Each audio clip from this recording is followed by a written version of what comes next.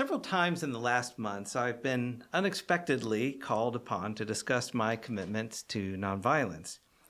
This used to be something that happened pretty regularly, but it hadn't happened in some time. Still, I wasn't exactly caught off guard. Turns out that sharing my experiences and aspirations regarding nonviolence and non-harming are a bit like remembering how to ride a bike.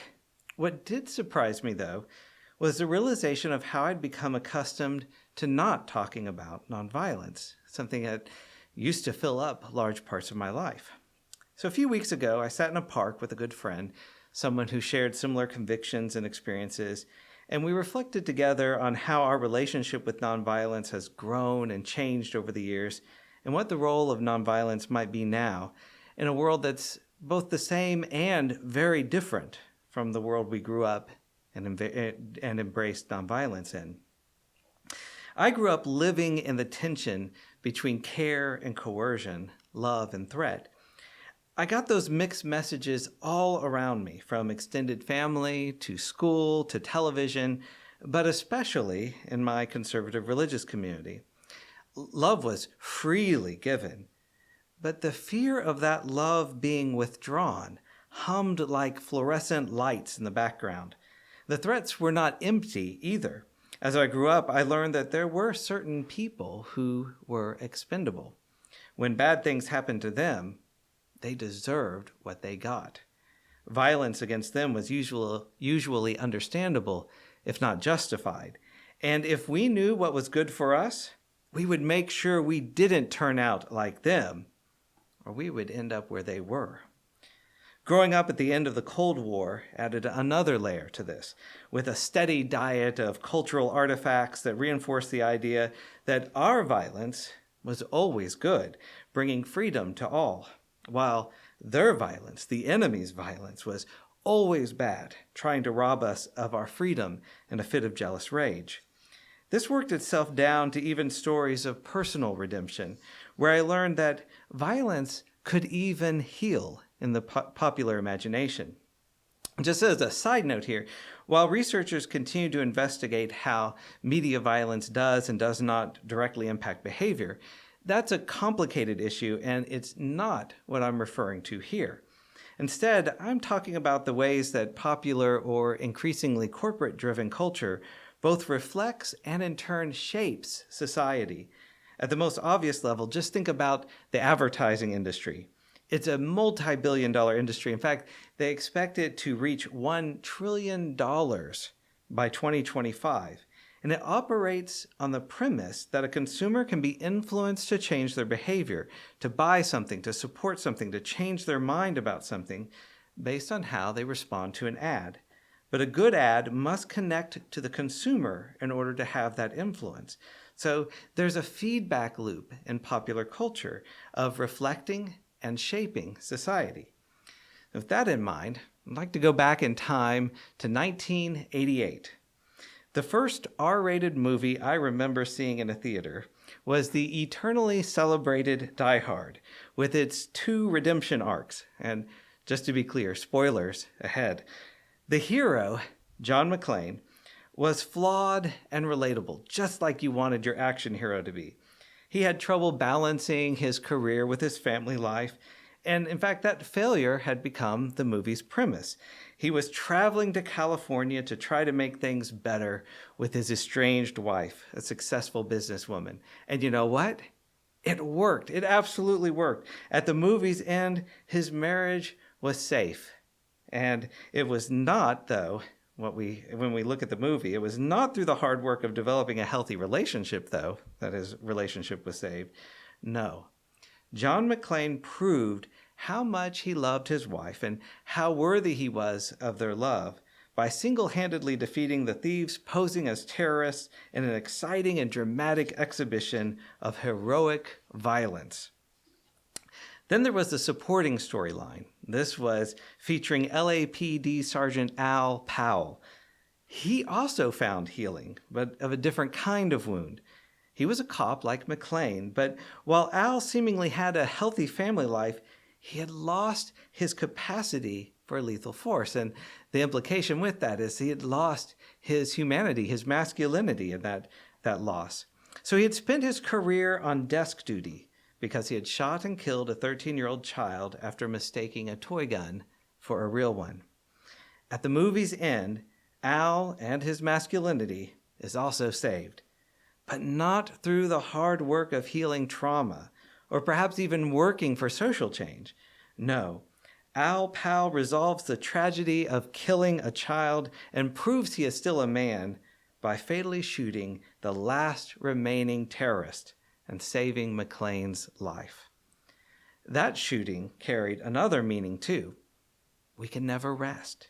We can never trust that things are actually okay, and we must always be ready to act violently. The man that Al shot, Carl, was presumably killed earlier in the movie, so we had forgotten him. John McClane had forgotten him. The movie was wrapping up. We were getting our happy endings. John and his wife Holly had already emerged from the chaos, locked eyes with Al, and were making grateful introductions.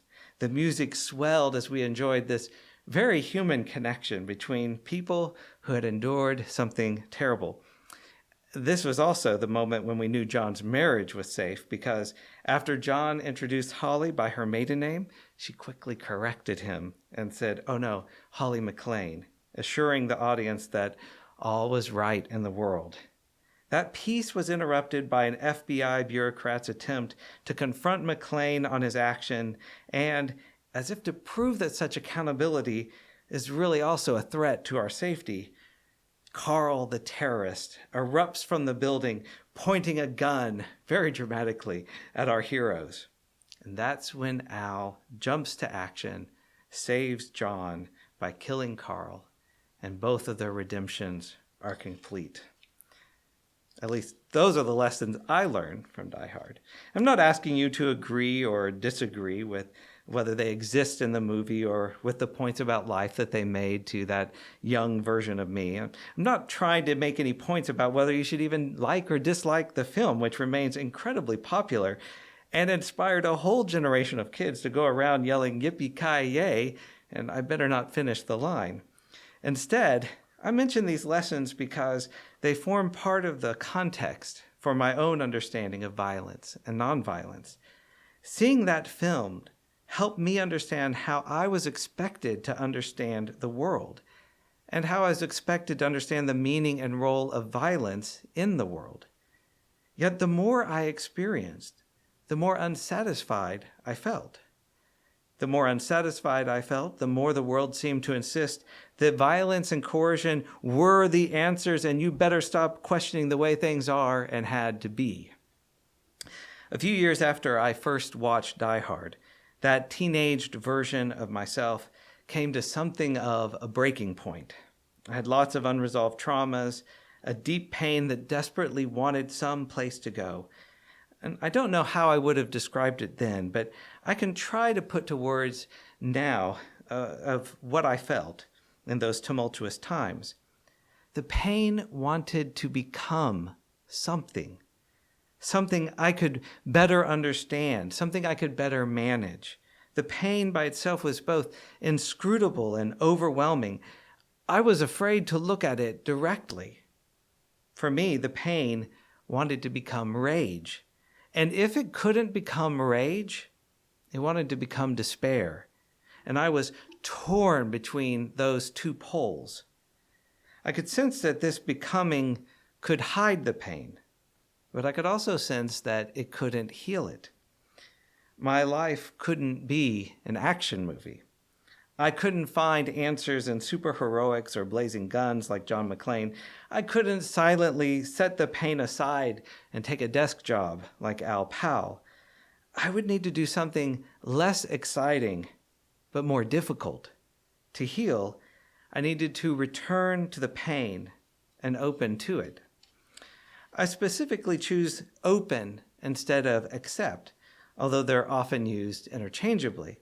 I agree that either is fine, but I personally prefer reflecting on openness rather than acceptance. For me, acceptance carries the connotation of resignation. Not only is this how things are, but this is how things are going to be. It carries a feeling for me of giving up, of being passive, of standing aside while the world burns. But openness openness is active. The easier paths are those well-worn ruts of rage or despair. To open to the pain is to open a path, to be a trailblazer of my own well-being. To open is to tend to my heart. It is the most active response I can imagine. And my own healing opens new possibilities around me, which were not open before. Openness is creativity and hope. What kind of possibilities could we open? What beautiful world might we create together if we traded coercion for connection, threat for goodwill, and violence for generosity, kindness, and justice? The first tools available to me were the religious ones, hidden under the dominant teachings in my community. I found a deep connection with Jesus and the prophets, and I found my home among mystics and mendicants, especially with the Quakers and Franciscan traditions. After spending many years in community programming, especially related to family conflict and violence, even eventually spent time as a peace advisor with the Mennonite Central Committee. These religious roots were enriched by studies and practices in the social sciences, community development, conflict transformation, and transformative justice. As a teen, I'd understood nonviolence mainly as how it related to my own personal response to the world. Over time, I came to understand nonviolence as part of a greater movement, such as the one Riane Eisler has described as moving from domination to partnership. Since 2005, I also have increasingly relied on the teachings of the Buddha to open this path. Instead of being a basis for reward and punishment, practicing with the 5 precepts or developing virtue is a foundation for well-being within ourselves and as a society. These precepts begin with a commitment to refrain from taking life.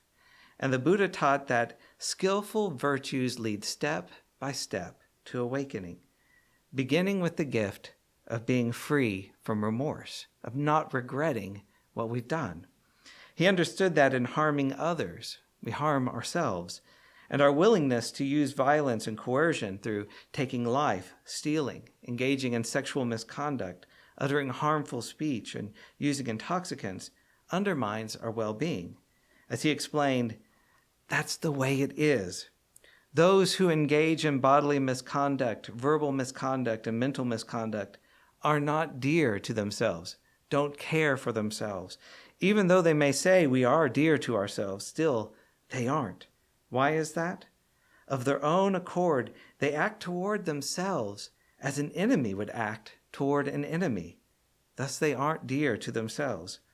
But those who engage in good bodily conduct, good verbal conduct, and good mental conduct are dear to themselves. For happiness isn't easily gained by one who commits a wrongdoing. Nurturing a commitment to that kind of life is a practice, and it's not easy to cultivate a commitment to not taking life, the aspiration to not harm yourself, others, or the earth, in a society that is convinced that violence is inevitable, if not virtuous. Commenting on the endless cycle of the powers that be calling on violent solutions such as war to all the world's problems, Thanissaro Bhikkhu recently taught that the only way to keep yourself from getting sucked into this pattern is to have strong principles against killing, principles you hold to no matter what. That's as clear-cut and absolute as you can get, and it's clear-cut for a reason. Clear-cut rules are easy to remember even when your emotional level is high, and that's precisely when you need them the most. That, to me, is a key. Finding solutions that don't depend on violence and coercion requires ongoing energy, resources, and effort. And those clear-cut rules act as guardrails, reminding us of our commitments and our aspirations. They call us back when we make mistakes, and they encourage us to learn why some strategies work and others don't, to learn when they work and how to adapt them to complex, changing circumstances. This isn't a casual commitment, but a dedicated path. It's difficult, but also joyful. My commitment to nonviolence has carried me through so many desperate situations, and I've worked with others to open up new avenues free from violence and coercion. I've even experienced many of the hypothetical situations that we often propose to prove that nonviolence is impractical and dangerous, and worked with others who have navigated some of the most impossible sounding scenarios with their wisdom and compassion and tact. While there are always risks and nonviolence doesn't come with guarantees, the tools and skills have shown that they are up to the challenge of each moment and worth giving a chance. But we have never collectively succeeded in giving nonviolence that opportunity. The world has changed a lot in the decades since I watched Die Hard, but the lessons I learned then are still alive and well. You can see it in the share that military expenditures take up in the federal budget, a mountain of money over time, and currently about 37% of the federal budget, $1.6 trillion. The Cost of War project at Brown University estimates that the post 9/11 wars alone have carried an $8 trillion price tag. You can also see it in the rapid expansion of police budgets, which grew from $44 billion to $123 billion between 1977 and 2019. These increases evidently did not translate into a feeling of safety, however, as civilians continued to hoard guns at record-breaking rates. Today, there are 120 guns for every 100 people in the United States, and manufacturers have not produced less than 6 million guns a year in the U.S. since 2010, and it peaked at 11 million guns in 2016. These patterns connect with the ongoing militarization of society. The National Priorities Project estimates that the United States has spent $21 trillion on foreign and domestic militarization since 9/11. They also point out where we have not invested our money and effort. $4.5 trillion could fully decarbonize the U.S. electric grid. $2.3 trillion could create 5 million jobs at $15 per hour with benefits and cost of living increases for 10 years. $1.7 trillion could have erased student debt. $449 billion could continue and extend the extended child tax credit for another 10 years. $200 billion could guarantee free preschool for every 3- and 4-year-old for 10 years and raise teacher pay. And $25 billion could provide COVID vaccines for the populations of all low-income countries. But we haven't done those things. Those are decisions we have not made, but could have done so, even while maintaining a large military, which, by the way, the United States continues to spend more on defense than the next 9 countries combined, as noted by the Peter G. Peterson Foundation. This reflects our faith in coercion and violence as the most trustworthy solution, in contrast to any other actions we could take. And as Jesus observed, where your treasure is, there your heart will be also. The world is complicated, and there are plenty of reasons to be afraid. I understand that our systems that rely on violence and coercion are not going anywhere anytime soon, and that many people will dismiss the possibility of nonviolence as impractical, or even dangerous. But surely, we can temper our investments in violence with some investments in human and social well-being. John McClane and Al Powell are not healthy role models for healing marriages or healing PTSD. In the real world, we need to invest in healthcare, childcare, education, social infrastructure, and other policies and programs that reduce social and economic disparities, that heal trauma, and that support healthy communities where we can be and feel safe. Violence isn't the answer. Violence is a symptom of our society's disease, and our faith in violence has undermined our ability to create a society where we can thrive. Even if you believe that violence is sometimes necessary or inevitable, we can all benefit from moving as much as possible from harming to healing, from coercion to connection. One of the gifts of nonviolence is that we're allowed to learn and grow, to open to the pain around and in us and find healing and health. I hope we are increasingly open to at least the possibility that we can learn better ways to parent, to teach, to practice religion, to do business, to organize society, to treat one another that rely less on violence and coercion and more on equity and goodwill. What kind of possibilities could blossom?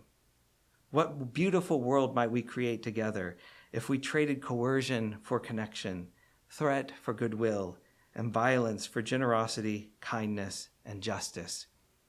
If we truly care about ourselves, we will dare to find out. Thank you for watching our videos. We are entirely dependent on the donations of our listeners and members. We hope that you find this content to be important enough to help us to keep offering these videos to the public at no charge by becoming a regular contributor. Please click on the donate button on our website at www.spfccc.org. Thank you for your support of progressive religious programming.